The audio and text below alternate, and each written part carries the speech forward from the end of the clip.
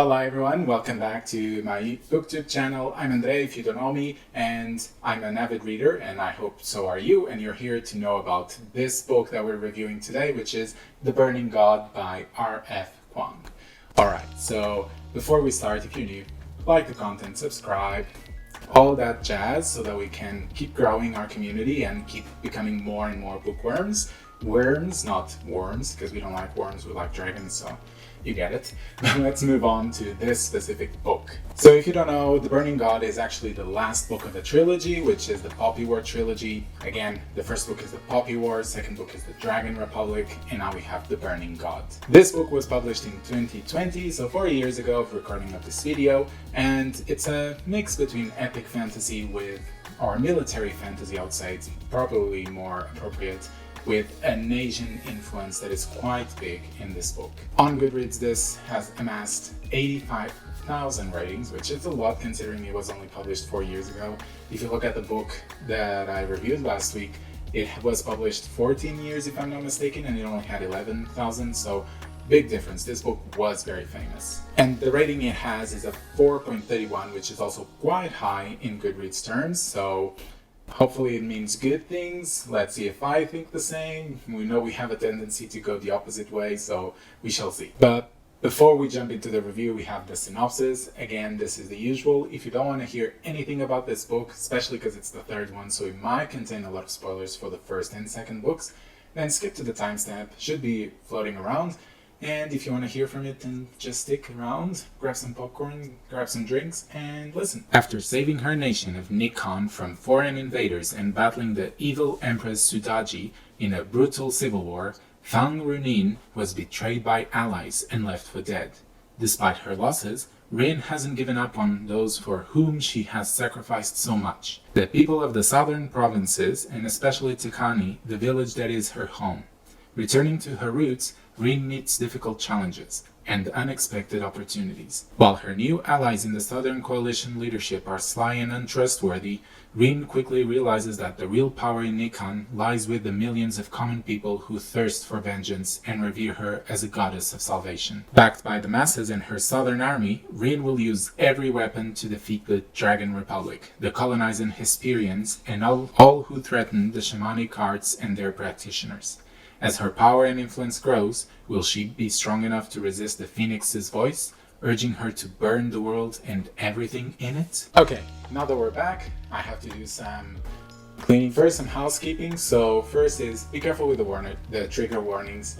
There are a couple of them, and it can be quite a lot. So just check them before you start reading this book. If you've read the first two books, you know how it is, but if you're curious about the whole trilogy, then yeah, just check those trigger warnings before you jump into this trilogy. And the second thing we have to look at is the ratings for the first two books. So we have the Poppy War and the Dragon Republic. And as you can see, some of these categories have remained the same throughout the two books. Others have gone up and down accordingly. I think in the first book, The Poppy War, we had an amazing writing style, and the other categories were quite strong as well, and that's why it deserved a 4 out of 5. Whereas in the second book, we had a bit of a failing towards the world building aspect of it, and other parts weren't better, I gotta say that. But so the second book got a 3.8 out of 5. How will this third book score, higher or lower? Let's find out, and let's start with plot. Starting with this category, I think R.F. Kuang was a master in being able to weave a plot that doesn't rely on plot twists, but it's still capable of surprising you and of creating huge emotions in you as you read it. I mean, many times when I thought that I could see the ending coming and how it was going to proceed, the plot turned around and it wasn't as a twist, but more of a, oh, you didn't think it could go this way, but it can actually, and that's where we're going. And that was exactly what made me want to keep reading the book, because I was being surprised, and every prediction that I would make would be wrong, which I love being wrong in these situations. So it was really, really good. And I think the ending of the whole trilogy is one of those cases where you can see it coming. It's inevitable, but it's still just as destructive for the reader in terms of emotional turmoil and everything that you feel towards the end, that climax, and it was done brilliantly. And it's also very related to the characters themselves, which is our next category. So before we move on to this, I'm just going to say that I'll give plot a 5 out of 5. Now, if you've seen shorts of mine, if you've seen the reviews for the other books, you know that for me, R.F. Kuang is able to write characters that I love to hate. And they can be super annoying, but I love them about that. And that might not be your cup of tea, because some people do not like annoying main characters, and I myself do not like them that much, but if I can see that the author wrote them in that way so that we don't like them as they are, then I kind of appreciate that and am able to enjoy the character even though I don't like them. So it's a bit contradictory, but you get it. I think Rin, our main character, is super annoying. She makes terrible decisions throughout the whole trilogy, and every time you just want to go there and slap the hell out of her because she needs to wake up.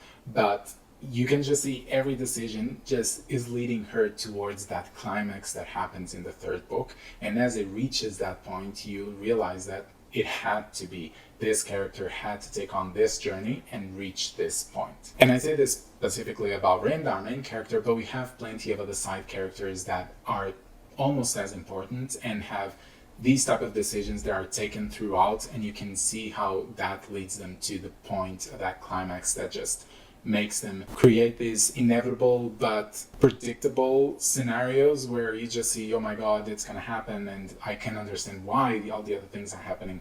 So it creates this whole feeling that I really enjoyed while reading. So for me, this category will be a 5 out of 5. Moving on to world building, one of my biggest criticisms in the previous book was that this part, the world building, felt a bit too close to our reality, and therefore I wasn't diving too deep into this world. And this was fixed with this book, which I appreciate a lot. And so we have our foreign entities in this book, and they all felt very similar to what happens in our world. And I just wanted to be a bit more abstract, a bit more different. And it was achieved because the culture and the technology were different. And you could see that even though the religion could be or could have some similarities, there were also some differences that made it different enough for me to consider it its own thing and not just a copy of something in our world. And also we have a bit more of exploration of our magic system in this world, which I loved, and we didn't get that as much in the second book. So again, this just kept improving and improving for me in this third book. I think that magic system could have been a tiny bit more explored, because we just get, I'm not going to spoil, but we get new things, but they're not really fully detailed towards the end. So for me, it's a 4 out of 5, but it's just short of a 5. Moving on to writing style, R.F. Kuang has a very interesting way of writing. It's direct,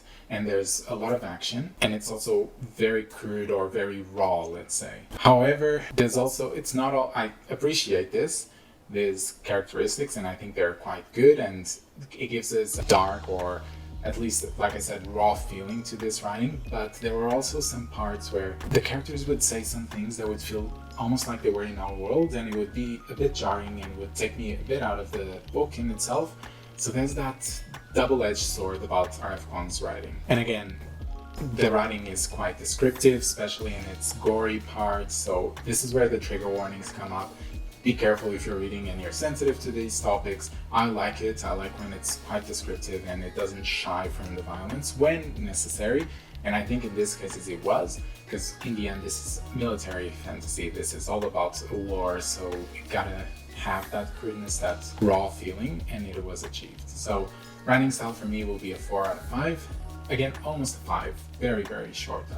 And finally, enjoyment. As you can see throughout this review, I am really excited talking about this book, and I think this is another one of those series where you don't think it will be worth it once you reach the end of the series, but then the ending completely reframes the whole story. And I've had this happen to me with the Stone Dance of the Chameleon, I think that is the name of the series, by Ricardo Pinto, and also The Dark Tower by Stephen King.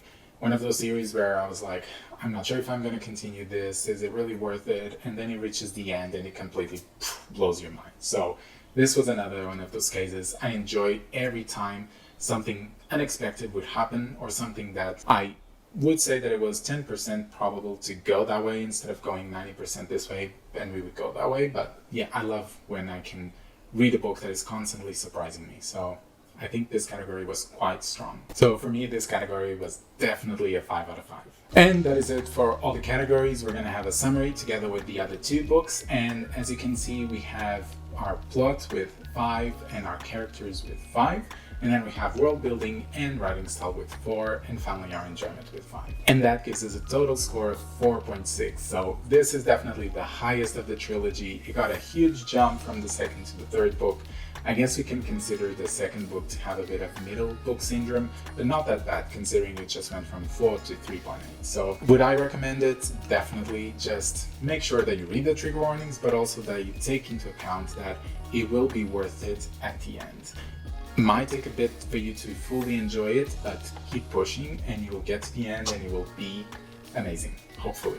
I hope you like it. I think I'm completely sold on R.F. Kuang, and I definitely want to read more things about this author and see if the quality is maintained, because if it is, I'm going to be very happy reading it. But yeah, that is all for today. Now I want to hear from you. Have you read this book? Have you considered reading it? Are you more keen or not to read it? Let me know. If you've read it, what would you rate this book? I want to see more scores. So yeah, comment down below. If you're going to write spoilers, just write spoilers first before writing the spoilers. And if you're new, don't forget, subscribe, like the content, and you'll be seeing more of me on Thursday and Sunday. Okay? Adeus!